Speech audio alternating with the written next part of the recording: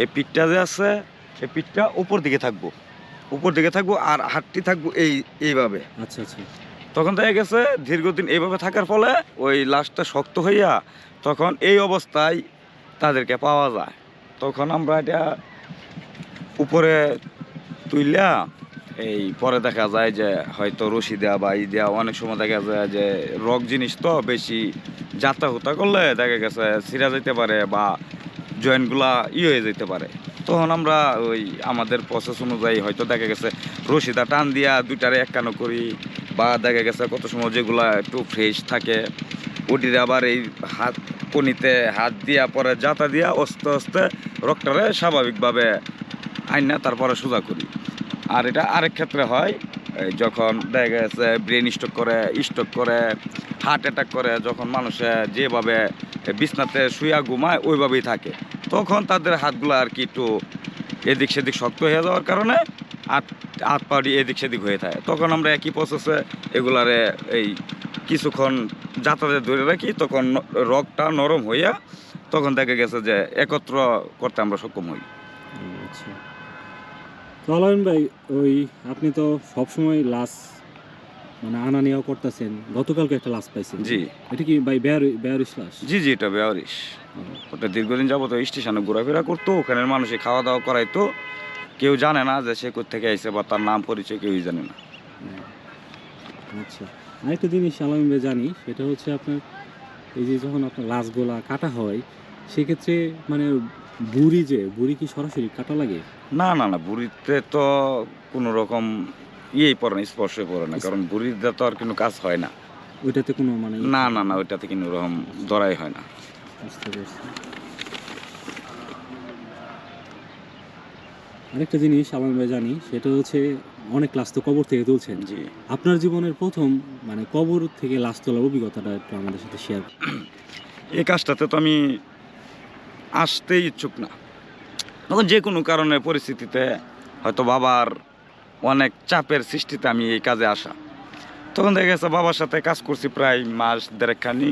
এরপরে বাবা একাই আমাকে পাঠিয়ে দিছে।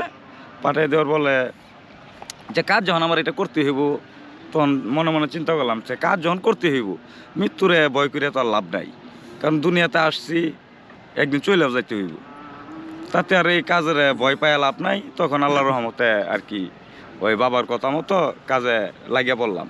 আর আমার এই কাটা চিরার লাইনে ঢোকার বিষয়টা হচ্ছে গিয়ে এই যে কোভিড-19 গেল, তখন দেখা গেছে যে এই কাজটা করতে ওই যারা কর্মরত ডুম ছিল তাদের সাথে একটা সুসম্পর্ক ছিল। ওই আমার বাবাই তাদেরকে ভাই সম্বোধন করতো, ওই হিসাবে আমি তাদেরকে চাচা সম্বোধন করতাম। ঠিক আছে, অনেক স্নেহ আদর করতো আমাকে। তখন তারা মারা যায়, দুই ভাই মারা যায়, রতন আর শিবু হচ্ছে বড় ভাই, রতন হচ্ছে ছোটো ভাই। ওই 1 মাসের ব্যবধানে দুজনেই মারা যায়। তখন মেডিকেলে একটা সুখের ছায়া বয়ে আনার পরে দেখা গেছে যে ওদের মতো দক্ষ লোক বা ওদের মতো দক্ষ কারিগর আর নাই, সারা বাংলাদেশে তাদের একটা নাম আছে। তখন দেখা যাইতেছে যে একটা সংকটে পড়ে গেছে। তখন আমাদের বৃদ্ধ একটা বয়স্ক লোক ছিল, ওইও তো দেখা গেছে ওরও বয়স হয়ে গেছে। তখন ও আর যে এই শিবু কাকার যে ছেলে আছে, ওই ছেলে মোটামুটি কাজ চালায় যেত, কিন্তু শিবু কাকার ছেলেটাও তখন নতুন অবস্থায় আছে। সেও একবার অসুস্থ হয়ে পড়ে করোনার সময়। তখন ওই মুরব্বী লোক, যখন করোনা চলতেছে তখন তো ভয়ভীতি মানুষ সবারই, একে নিম্ন শ্রেণী থেকে উপর শ্রেণী পর্যন্তই মানুষেরও ভয়ভীতি ঢুকে গেছে যে কত কঠোর একটা পরিস্থিতির মাঝে বাংলাদেশের পরিস্থিতি চলে গেছিল। তখন ওই মুরব্বীর লোকটাও আর করোনার ভয়ে মর্গে আসে নাই।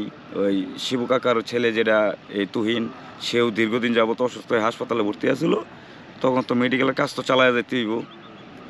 তখন থেকে গেছে যে ওই আমাকে বলা হয়, তখন বলা হইলে আমিও আর না করতে পারি নাই, কারণ সবাই আমাকে আদর স্নেহ করে, বিশ্বাস করে। ওই জায়গা থেকে আর আমি না বলতে পারি না। আমি বলছি যে আচ্ছা ঠিক আছে, ওরা যে পর্যন্তই না আসবো এ পর্যন্তই আমি কাজ চালাবো। এই প্রায় টানা 6 থেকে 7 মাস ওই আমি একাই এই কাজটা চালাই গেছি। তখন আর কি যে অনেক অভিজ্ঞতা হয়ে গেছে ওই কাজ থেকে, কিন্তু অভিজ্ঞতার আসলেই শেষ নাই। কিন্তু অভিজ্ঞতা এরকম একটা জিনিস, যত কাজে আগায় যাওয়া যাবে ততই অভিজ্ঞতা বাড়বে। প্রথম ভাই যে লাশটা কাটছিলেন ওটা মানে কি ছিল, আপনার ছেলে মেয়ে বা বড় পুরুষ নাকি ছোট বাচ্চা?